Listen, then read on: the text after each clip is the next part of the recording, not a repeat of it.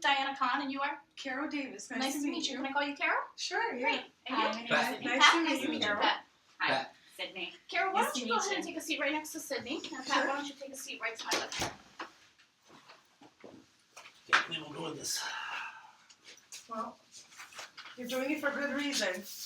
You're both here, which shows something. So we're both happy that you're here today. It's a waste of time. But Well, if you weren't acting the way you were, then we wouldn't be here right now.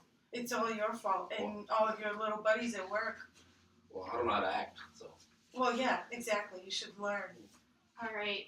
So I see that there's a lot of frustration, and I'm happy that you guys are here today. Have you guys ever done a mediation before? No. Okay, so I think what might be helpful right now is to talk a little bit about the mediation process and why we're here today. So maybe then we can kind of get into why you guys are here today. But I feel like if we talk a little bit about the mediation process, maybe it'll help you guys see the maybe this might help you. Does that sound okay? Yeah.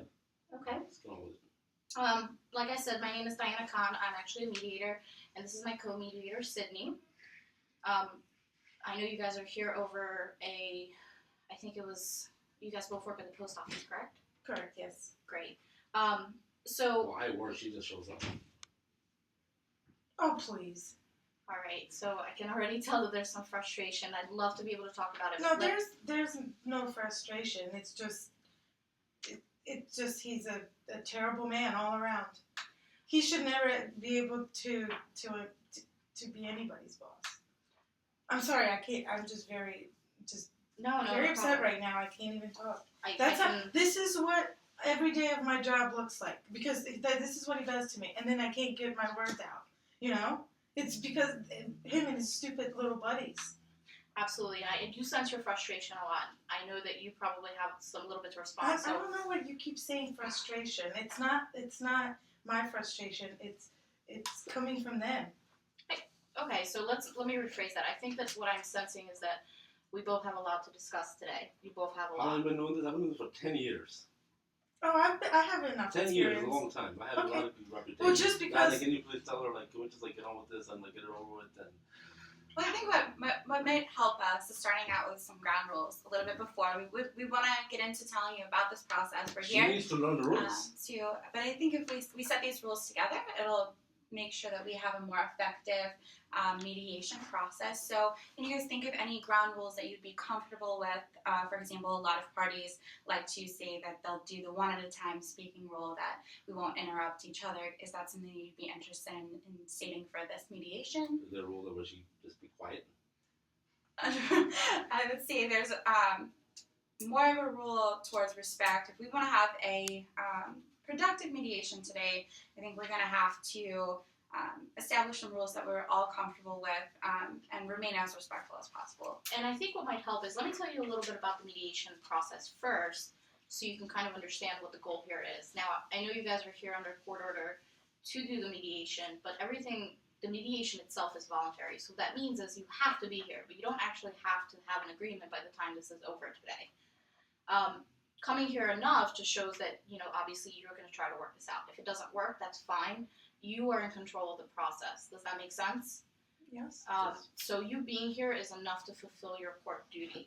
Now, that being said, well, Sydney and myself are both trained lawyers. We are only acting as mediators today. What that means is our role here is to facilitate the conversation, but the outcome is something you facilitate on your own.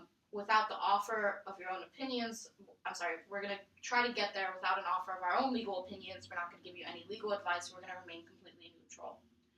The process itself is also confidential, and what that means is that anything you say here today cannot be used in court later unless it's discoverable during court. So if you admit, for example, if I admit I like ponies and later I was to go to court, nobody could actually subpoena that information out of me. Does that make sense? Oh, that's good. So everything we say today is confidential. You'll see that I'm taking notes, as well as my co-mediator will be taking notes. During the whole time, those notes will also remain confidential. As soon as we finish today, we'll rip those notes up and they'll be gone. So anything you say here remains here. Now, there is a situation where somebody might request a caucus. What a caucus is basically is when an individual wants to talk to us on their own, without the other party present in the room.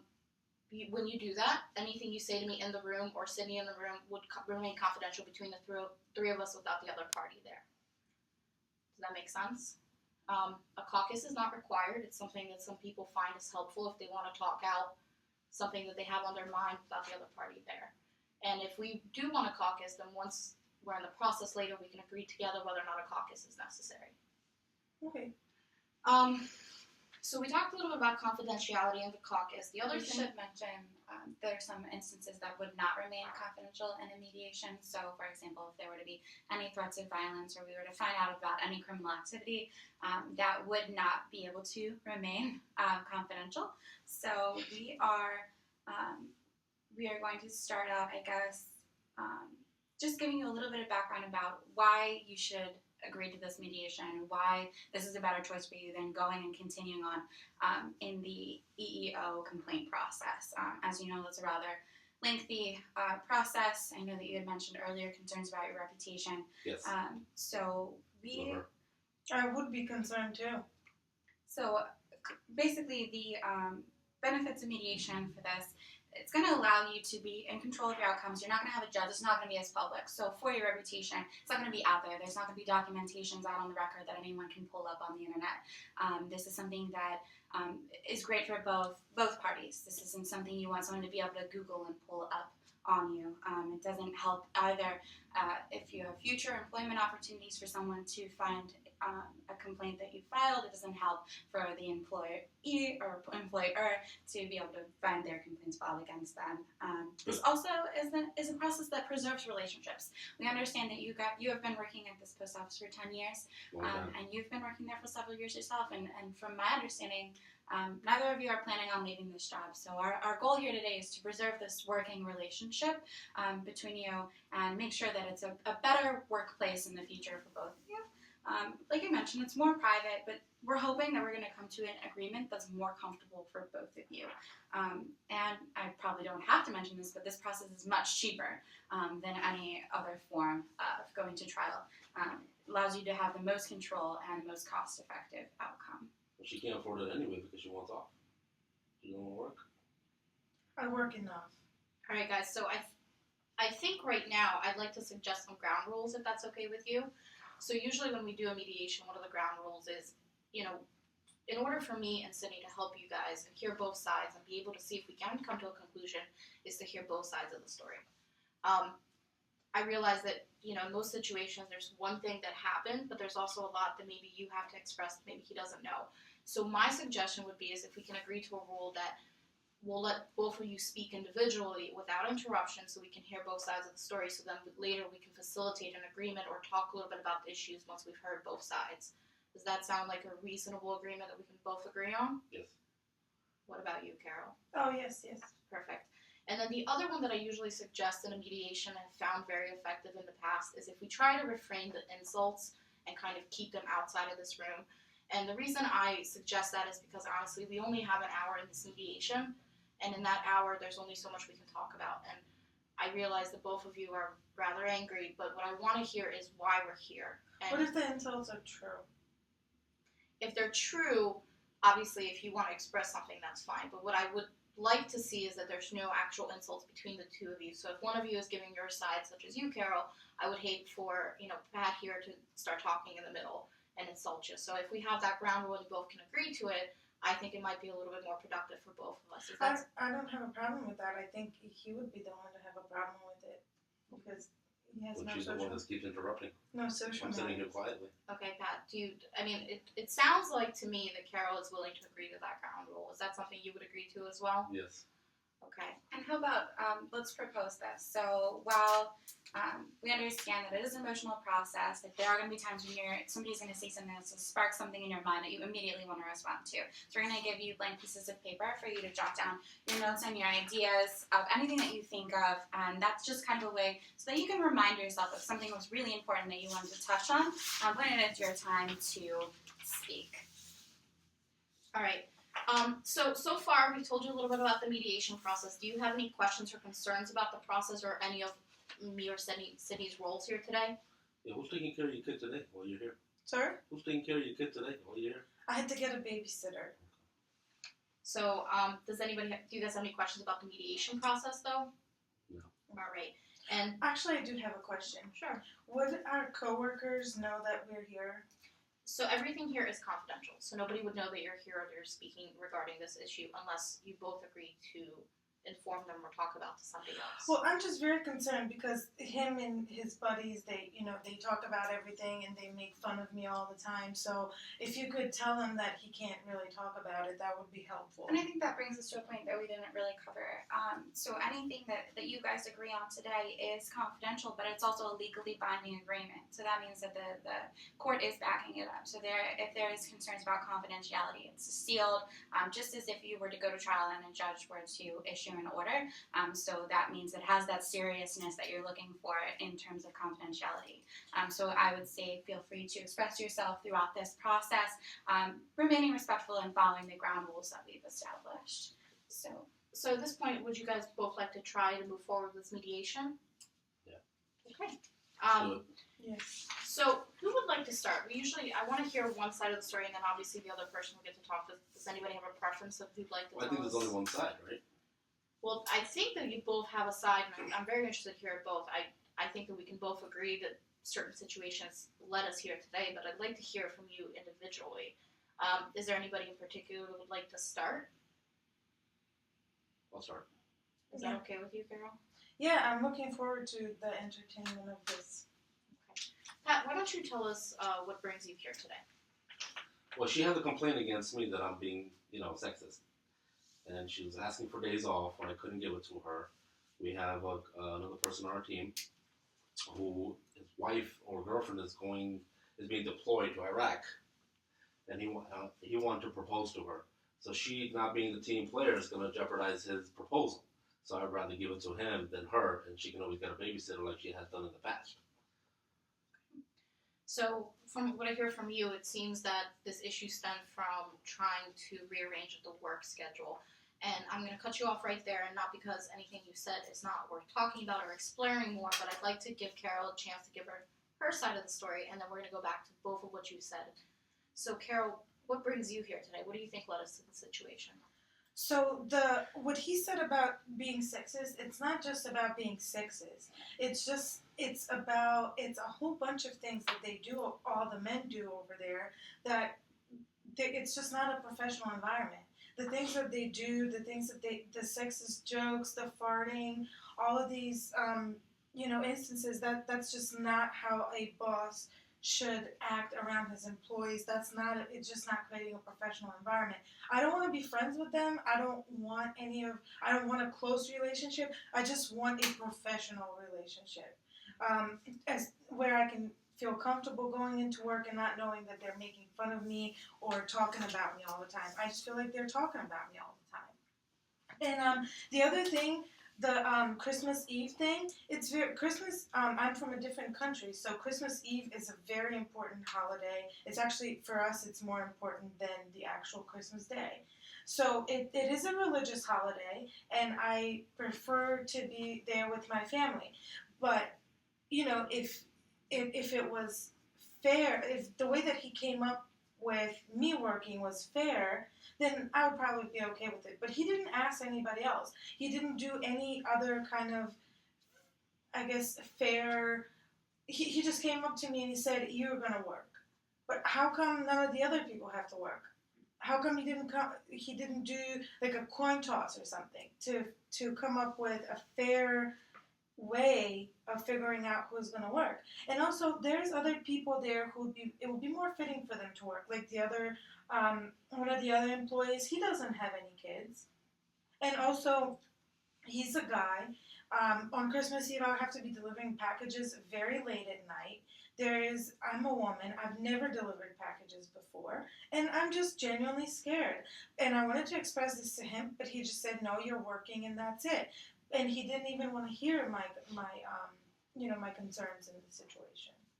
So, Carol, I think what I'm hearing from you is that one of the most important things for you that you are not getting right now, in your words, is a stable work environment, that there's a respectful relationship, and that's very important to you. Is that correct? Yes, I'm not looking for an above and beyond or the best workplace ever. I'm just looking for a place where I can feel comfortable and just professional. Thank you for that. And Pat, from what I understand from what you said, it's very important for you as a manager to have teamwork and a team environment. And from what I understand in your perspective, when Carol didn't agree to work on Christmas Eve, it took away from that teamwork. Is that correct? Absolutely. You know, she talks about being sexist and farting jokes and sports and things like that, and she's being treated not like one of the fellas. But then on the flip side, she's saying that she can't deliver at nighttime because she's scared. So sometimes she's a woman, sometimes she's a guy, sometimes I'm sexist. She has all these accusations going back and forth. You know, either you work there and follow the rules. I never wanted to be treated then like you one say of the she guys. can't interrupt me. Okay, well, I think one of the ground rules is that we can let each other speak. So, Carol, I know you have a piece of paper. I heard your concern, Yeah, and write it down. let's We don't read it anyway. Pat, why don't you finish what you're saying, and then we can continue talking about it in a more productive manner. Yeah, so she's scared to work at night. You know, the job this is our job. You know, we deliver mail, we deliver packages, we deliver all hours of the day and night, and for her to come one way saying, you know, she wants to be treated fairly, this is fair. If a man can do it, you can do it. You signed up for this job knowing that this might happen. And, you know, again, Carter, he needs the day off because of his girlfriend going to Iraq. So I want to give him the day off for that. Well, why didn't you ask somebody else? There's nobody else. It's you. It's your Why turn didn't you out. ask Sam? How's it my turn out? Sam did it last year. No, you didn't. Yeah, he Carter did. did it. No. Yeah, Carter did it. That's I what think I Sam, remember. No, you got it wrong. Can we agree that whatever happened last year, maybe the facts aren't right? Honestly, I don't have it, and obviously there's a misunderstanding of who worked last year, but I think the issue here is about this Christmas, so maybe we can focus on this Christmas instead of focusing on something that happened a long time ago. Well, can you please ask him what his methods are of figuring out who's going to work? The method is the rule book that you were given when you were signed up to the job. Yeah, what's the method? Yeah, we work when others are off. So Right. holidays, weekends, that's when we are busy. And that's when we need you the most. Monday afternoon, there's nothing going on. Yeah, you can be with your kids. Okay. So let's rewind a little bit. I think that what will help Sydney and I is if we talk a little bit back a little bit away from the actual issue at hand. I know it's very important, but I'd like to ask a few questions if I can, so I can get a little bit of a clear picture. Is that okay? Carol, why don't I start with you since Pat started earlier? Can you tell me a little bit about what you like about your job? What do you like about what you do?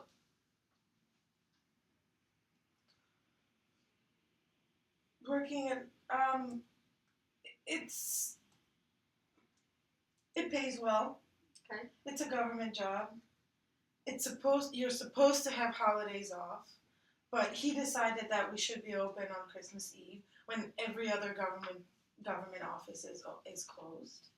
Okay, so you, from what I'm hearing from you, is that you really enjoy the pay, the flexibility on Yes. the holidays, and from It's earlier. close to my job. Okay. So I can, be close, not have a long commute. I can get back to my 5 kids. Sure. And So, I think what I'm hearing overall, though, is that we would like to discuss, it might be helpful for us, to discuss how decisions are made, how this particular decision was made, but then also I'm hearing a little bit about concern that this might happen again in the future, that obviously this kind of complaint would have an impact on what's going to happen in the future for you, and I think maybe you're a little bit concerned about the impact of that. How are you going to make these management decisions and choose who's going to go up if when you make a decision it's going to be questioned or you're going to have an accusation brought against you? And I think that you might be a little bit concerned about in the future having no notice and not understanding clearly the communication process and how decisions like this are made. So would it be helpful for us to start there as kind of a ground base point and discuss a little bit about how this decision was made and then how future decisions maybe should be made? Sure. Pat, can you tell us a little bit about what do you enjoy about your job? Well, I love this job. I've been here for 10 years. I take great pride Yeah, we in heard that what I already. do. I have the best work environment in the Eastern Shore. I have a great reputation with all the workers and some of the other fellow workers from down the other side. Staff of 4 people such as myself. I don't mind her company. I think she's a good worker as well. But there seems to be a problem here, and what she's accusing me of is not right. It's wrong. Okay, so to summarize, what we're hearing is you do have a respect for your fellow coworker. Absolutely. You I have 4 sisters. right? That's good to know for sure. And you're a little bit concerned about how this case is gonna affect you in the future going forward. You want to maintain a good relationship with all your staff members. And so what I heard a little bit earlier was you're worried about a professional work environment. You're worried about a great relationship with people that you work with and a good community reputation. Maybe we should talk a little bit about how those two interact and what maybe you envision a better work environment being. For both of you. So, if I could start, Carol, you mentioned that for you, respect is very important. And to summarize, I think what I'm hearing from you is that you don't feel like there's enough of it for you right now, that you don't feel respected in the environment. And Pat, you mentioned the teamwork is very important for you. And I would imagine the teamwork requires a lot of respect between the people that work there. Yes. Could we both agree that respecting each other and having a good working environment requires both being respected and feeling respect at the same time? Is that something we can both agree on? Well, I respect I respect her, but she's in a dominant field, dominated by males. But again, this is what she signed up for, and we don't look at male or female. We look at the job that needs to be done. I didn't sign up to be around sexist jokes and being made fun of all the time and not being fairly treated. Well, I signed up for a job, not for high school. But you're not working at the job. You're looking for days off. And I am you're working wasting at the time. job. I am working at the job. Okay, so I think what I would like to try, and if you both be willing to do this, I think might be good, is I would like to actually jot down on the whiteboard what makes a good office. And just not necessarily, I want to get away from what's good in your office, but what you think, both of you, would require a good office. Can we agree on some attributes that maybe you both agree are good? Yeah. I heard that teamwork is important. Can we agree that teamwork should be on the list? Yeah, team. Together, everyone achieves more, right? Okay. Yep. And I think that we already agreed that respect is very important. Right? Yes. What else? Consistency. Would you agree? Fairness. Fairness and consistency. Are those 2 words that we can both agree should be on there? Yes. I'm not really sure how consistency with what. With teamwork, with respect, with the job. Oh, okay. So adhere to the. Okay, sure. So fairness and consistency.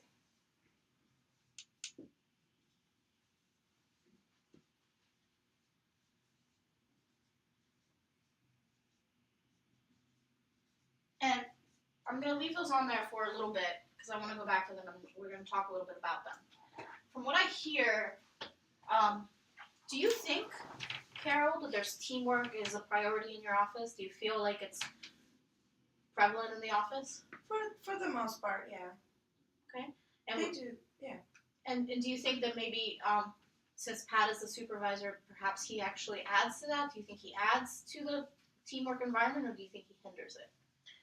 It really depends. I think that sometimes he encourages the horseplay. The horseplay. Can you? I guess. Do you know what she means by horseplay? No.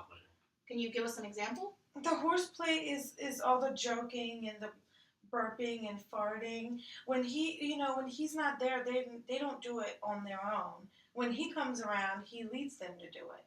He encourages. He does it, and then they're like, oh, they feel okay doing it too. But if they're just on their own, they would never do it because they don't have the same authority as him.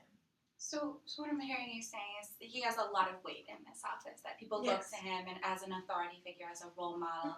He's been there the longest of everyone. He understands the environment probably the best. And I want to hear a little bit about how you feel your role in shaping the work environment and how you feel about that in general. What do you feel your impact in your office is? Well, I'm the head person in charge, so I have to make sure all the pieces are working together in harmony in order for the job to get done. If one piece gets missing, the puzzle is not complete. So that's my overall job. Again, I've been here for 10 years. I have a very great reputation in this company. Maybe not for her, but I know she's one of the new ones here. But again, I'm just like I'm the chief amongst the little Indians, and if one Indian goes down, then the tribe will not function the way it's supposed to function. Okay, so Chief. I think, and I want to summarize something that I'm hearing, but I think it's underneath everything that's been said. And correct me if I'm wrong, but I'm going to take a leap here. And I think that, from what I understand, is that while you both respect each other, this is more male-dominant office. And I believe you said that you're the only female that's worked there. Yes. And while you do think that teamwork is relevant, you don't like the joking around that's happening in the office. Now, Pat, I don't think we've heard much from you, but since it is a male-dominant office and you've been there for 10 years, how many females have you supervised in the long run? Do you think that maybe Carol, maybe expressing the horseplay, that there is something there that maybe she's hearing that a normal male wouldn't? And again, I might be jumping the gun here, but this is something that I'm hearing underneath everything, and if I'm not, correct me if I'm wrong. Yeah, I have never mentored a female employee before. Okay. So, can you tell me a little bit about when you hired Carol? What were your first impressions of her? Tell me a little bit about why she was hired for the position. Well, I really liked Carol in the beginning. She was very enthusiastic in the interview. We really liked her, a lot of energy. She really wanted the job. It's not a hard job. I know she has a couple of kids at home that she needs to feed, so I felt that, it was time for me as well for a change to hire a female employee because I'm always around men. So we brought her on, and she's been fantastic ever since. I have 4 sisters at home, so I kind of can relate to that. So she's like a sister to me as well. Okay. So, I hear a lot of positivity from that, Carol, and it sounds like Pat actually hired you with the right intentions, and I really want to get to the bottom of why we're here today.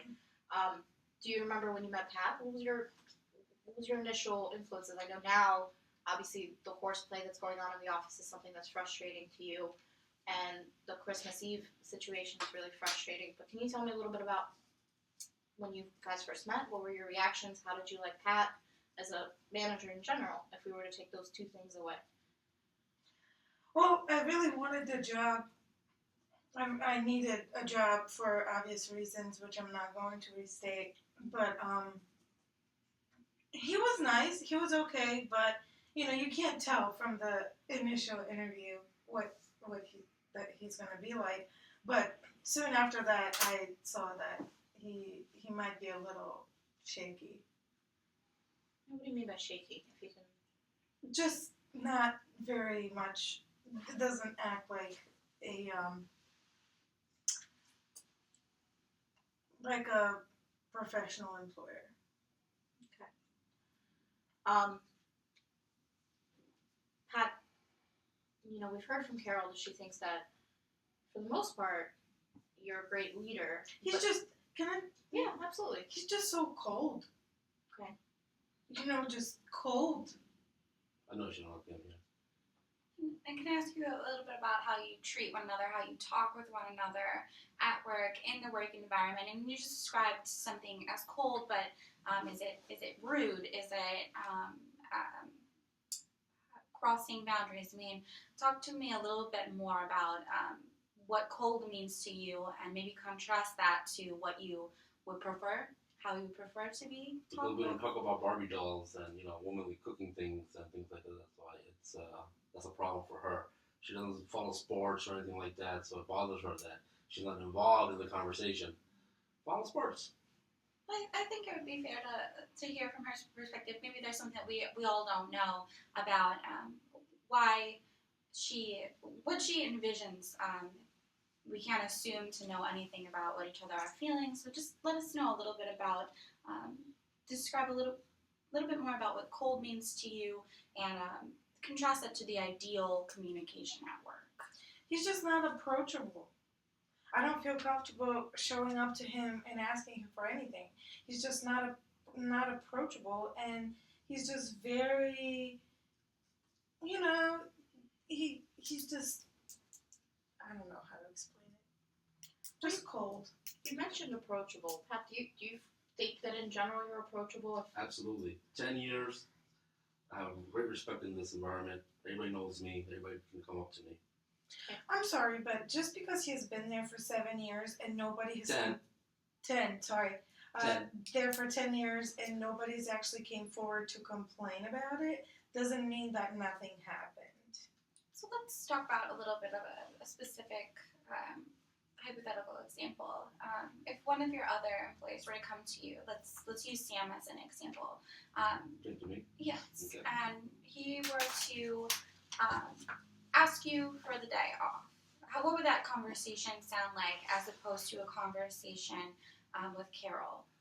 It will kind of be the same. It just, the role's a little bit different with them. So when Carter comes for a day off, he's the postman. He delivers the mail. So in order for him to have a day off, somebody has to fill that spot for him. Okay, and what if it was Sam, who's also the other clerk? So they're in the same position.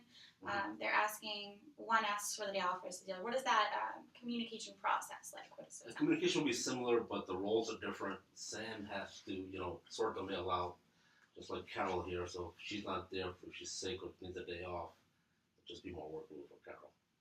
Okay. So Do you think that's a fair statement? Do you sense that there would be any major differences between how you would communicate with him and how Sam would communicate with him? I never call out. I've never called out for my whole entire time there. It might happen that I'm sick or I need the day off, but I don't ever ask for anything, really. Pat, would you agree with that statement? Yeah. Aside from the Christmas Eve situation that we're here to discuss today. Yes. So I'm looking at you, Pat, and I can sense your frustration. And do you think that, I think you may be experiencing some regret that out of all your employees, you said you've been there for 10 years and that no one's ever had issues with you. Is it fair to assume that you're experiencing some regret that Carol here doesn't feel that way? That perhaps that's a frustration for you because obviously you've been there for 10 years, you pride yourself in the work you've done. Is it fair to say that maybe there's some regret that there's this miscommunication between the two of you? I think so. I think so. I don't want to bump heads with any of my employees.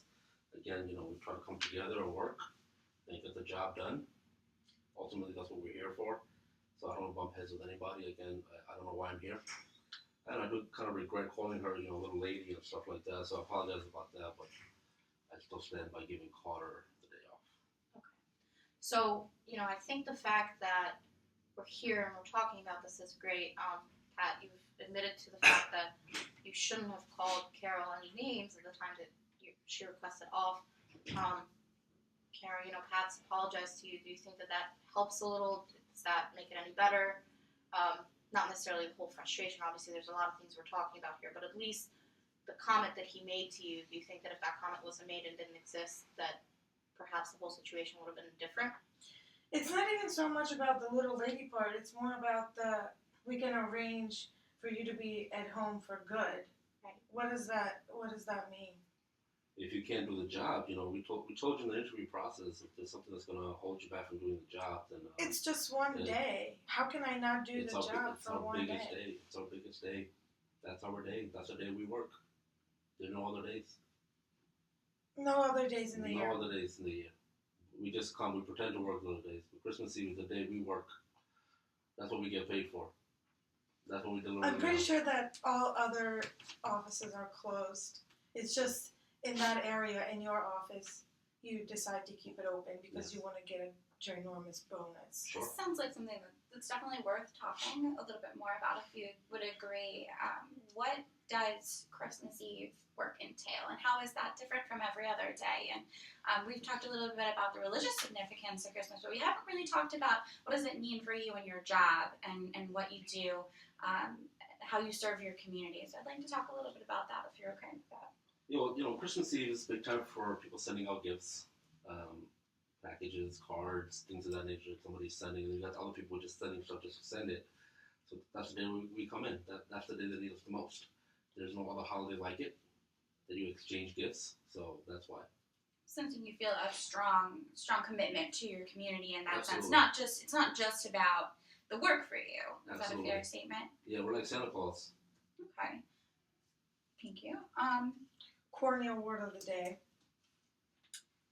And for you, I know that Christmas Eve has a specific religious significance, but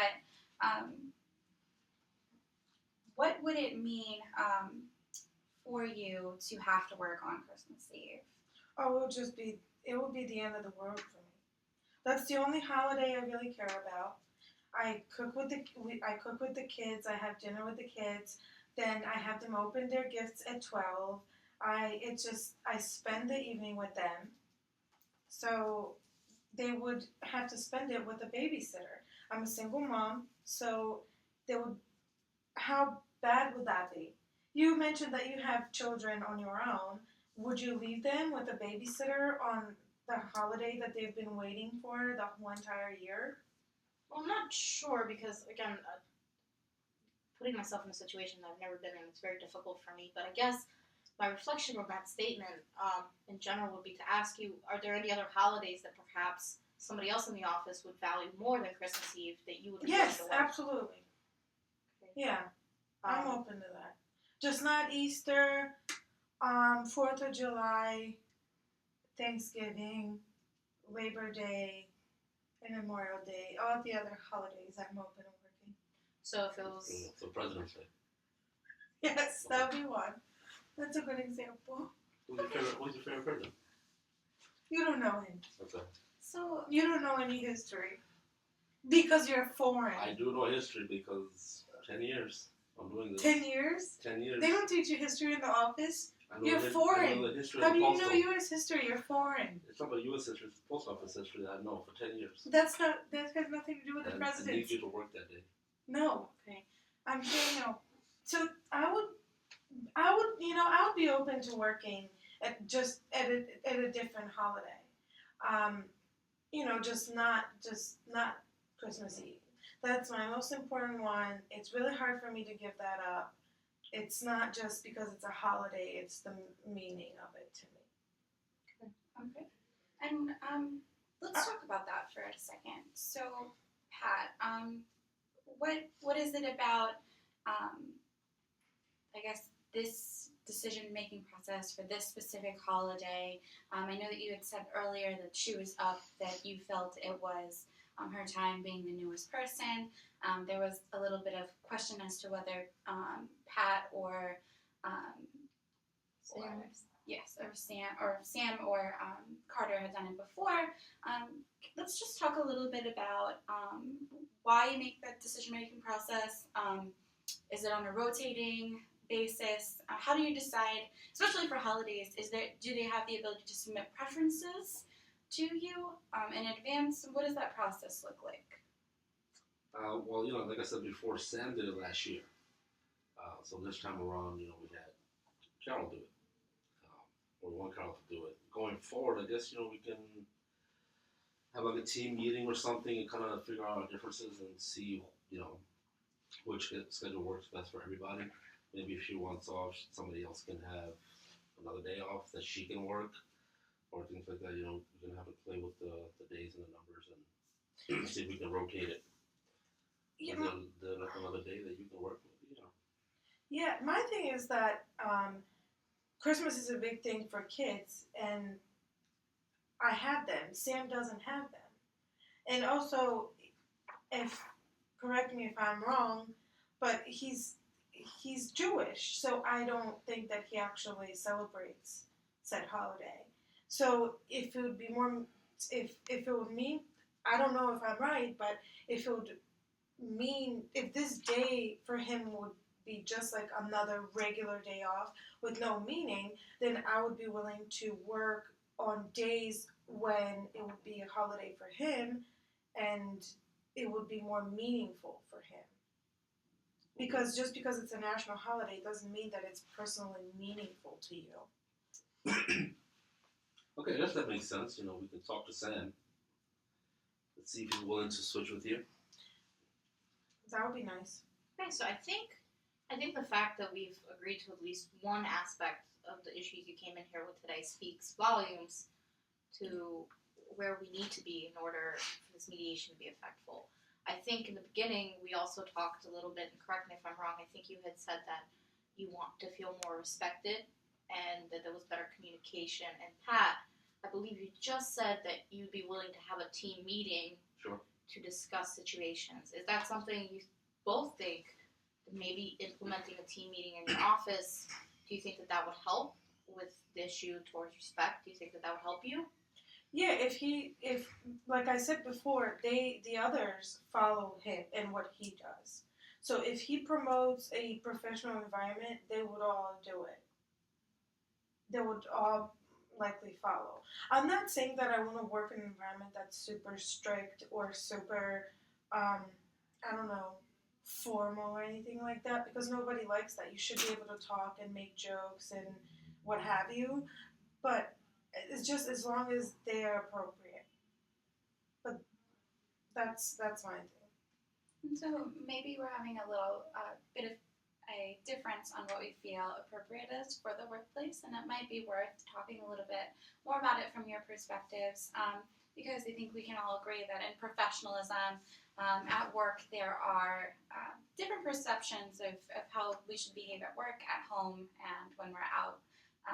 And so let's talk a little bit about both of your understandings of what that should look like, what that currently looks like, and then maybe going forward what we could do to get to a place where your understandings are more in sync with each other. Well, I treat the workplace like, family. We're like brothers and sisters. We like to have fun and joke and fart and talk about sports or current affairs or politics and things of that nature. I want them to come to work feeling like they're coming home instead of coming to work. And Carl here does not agree with that. I just don't see that as being realistic. It's a workplace. You can't just let people do whatever they would do at home. They're still working. It's not whatever. I just don't. There's certain things that shouldn't come to the workplace. There's things that you would do at home that just wouldn't come to the workplace. Well, what sort of things are you referring to? I don't know. Sexual jokes. Okay. Would you drink at your job? No. Well, you do that in your house. You do that with your family. But you wouldn't do it at work. Why? Because it hinders the job. Okay, there you go. Exactly. So what I'm hearing, Sports doesn't. No, I find we talk about sports all you want. I never said anything about the sports. I just said, about the sexual harassment. so if I'm hearing you correctly, what really bothers you about the environment is it's not the conversations about sports or the camaraderie being a joking environment, as long as those comments are not sexual in nature. Is that correct? Yes. Okay. Pat, what do you think about that? Well, there's a thing. I mean, if she doesn't like the sexual jokes and the joking around, we can change that around. We won't do it around her if she feels uncomfortable about it. I'm even okay with the farting, So I don't fart. So. as long as it doesn't smell bad. I'm fine with that. But I just don't understand. Well, it has to be done right there. Why can't you go to the bathroom? So what I'm hearing is you're saying you really want this home-like work environment where people are comfortable in a setting where they're just not judged. You want them to feel welcome, feel like they're not basically doing the grind, that they have an opportunity to come to a place where they want to keep coming back to you. It's very important to you that your employees love their work, but at the same time, what might create a home-like environment for some of your employees may have a different effect on some of the others. And I think that this might be your real first time communicating this with one another and what your perception of a home-like work environment might feel like and what maybe the impact actually is on some of the other employees. And have you ever discussed the work environment with any of your other employees? No, they don't have to. Never came down to it. Everybody's okay the way we do things. Yeah, because they're not ladies. I don't think that matters. I think it matters. They're men. So what I'm hearing from both of you is that previously, Pat. But Can I just say something? Sure. What if you worked in an office with all women and all we talked about was pads and tampons all day long? How would that make you feel? I'll be okay with it. No, you wouldn't. Sure. Okay, sure. I'll be Sure okay you with would. it. Sure you would. I'll ask questions. And I think that Okay, it questions may, like what? Well, we're not gonna get into that, but So I think, from what I'm hearing, and I think this is very important to talk about, is the fact that what Pat may find appropriate in a work environment if it was reversed, and what you find in a work environment you find yourself into are obviously very different. But I think, from what I'm hearing from both of you, is that we can both agree that you want this relationship to continue. Can we agree on that? And we want to fix it, but we want to continue both of you being able to work together. Is that correct? Well, I want to fix it, and I want him to not say that he can arrange for me to go home for good. Pat, so what I'm hearing from Carol, what do you think about that? yeah, I agree. You know, I like Carol. I think she's a good worker. I guess we can tone down the jokes that are around her when she's not around. But yeah, I love Carol. I want her to be on my team. I've been doing this for 10 years, so I know a star when I see one. A straw? Star. Oh, star. Okay. I know a straw too when I see one. Okay, I just didn't get the Everything else reference. like it. Didn't get the reference. is that something that you're accustomed to hearing? I mean, I watched your facial expression a little bit there that you weren't accustomed to compliment. Is it something that matters to you in the work environment, being recognized? Is that something that happens often? I think that I'm very good at my job. Like I said, I never call out. Even given my complicated circumstances at home, I never call out. But I was never recognized. He never said you did a good job or anything like that. He never said anything like that. He was just said, oh, okay, I could do, like, go way above and beyond. And he would just say, okay, as long as the job's done. So I've never been recognized. I've never been told that I did good. Is that something that would make a difference for you in your everyday workplace happiness? It would probably make me more motivated and make the experience more enjoyable. Okay, how do you feel about that? That applies Yeah, this is to something I all can work the on. employees. He doesn't even compliment any of the other ones. I think that would be a good thing for his team. Reflecting on that, do you feel like that would be something you'd be willing to build into your team environment? Yeah, I agree. I guess I can work on some things myself. Okay, so I think we've come pretty far today. Just to recap a little and summarize, I think the important things we've talked about is maybe having a team meeting or a team discussion when there's an issue or a time that needs to be taken off by certain employees so that collectively the staff can decide who would replace the day if it's not possible. From what I understand is we have agreed that Sam would also work Christmas Eve if available so that way you could be home with your kids. Is that correct so far?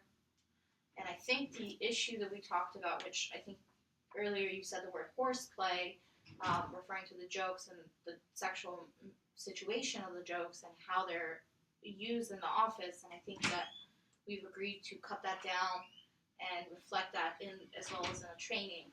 Is that something that we both have kind of agreed to so far? Sure. And I just don't want them talking about me. Like, I don't want them going back and saying, oh, we can't have fun anymore because, she's a party pooper and ruined our whole entire fun at work. I don't want that to happen. I want him to do it because he realizes that he was wrong. I don't want him to do it just because he's made to. Okay. So what I'm hearing in that is that you don't want to dramatically change the fun atmosphere. That work is generally a fun place to be at. And right now you just feel that it might be more fun for some other employees than it is for you, and your goal is not to change that atmosphere so that it's not fun for anyone, but to just find alternative avenues where you can still enjoy being at work, all with each other, and you can still have that team environment that you're looking for. So would it be helpful for us to kind of brainstorm some ideas about how we could do this? Yeah. Great. Let's start with you, since obviously you brought it up. What would be some changes that you think would be good for the environment? I think it would be good if we were more encouraged to be a team, because if you make fun of certain people, how can you promote teamwork if you're singling out certain people and not treating them fairly? I think that if anything, they should be gentlemen and they should be nice to me as opposed to making fun of me all the time. And I think that I just wish that there wouldn't be any awkwardness in the air, and it would be a comfortable place. I don't know how, but that's just something that needs to be worked on. I can't really say how. Do you have any ideas? Yeah, keep an open door policy. They can come to me anytime for any concerns or issues that they might be having with one another or with myself, so it doesn't lead to something like this again. And just to bring something up we heard in the beginning, I think the confidentiality of what's agreed here today is very important. Because what I think I heard from you in the beginning, a little bit just now, was that you don't want to go back and this be something that comes up amongst your coworkers. Yeah, I really don't, because I'm pretty familiar with the laws associated with these claims, and things are looking good in my direction. So if this doesn't work out now, this is definitely the only shot I'm willing to give it. But I'm not willing to, because I know that these things are really hard to rehabilitate, and if one time is just enough. Okay. But I really want to settle it now, or I guess not settle it, but come to an agreement now, so we can just go back to having a normal life. Okay. And I agree. so I think we've come pretty far today. I think now to talk about what we would have in the agreement for the mediation has a few key points that I'm hearing from both of you. Confidentiality on what was discussed here today, and that it stays between the two of you. Meanwhile, also some new policies in the workplace, such as a more open door policy, some team meetings, as well as more communication when it comes to time and day off. Is that pretty accurate on both of, I guess, what we've talked about? Yes.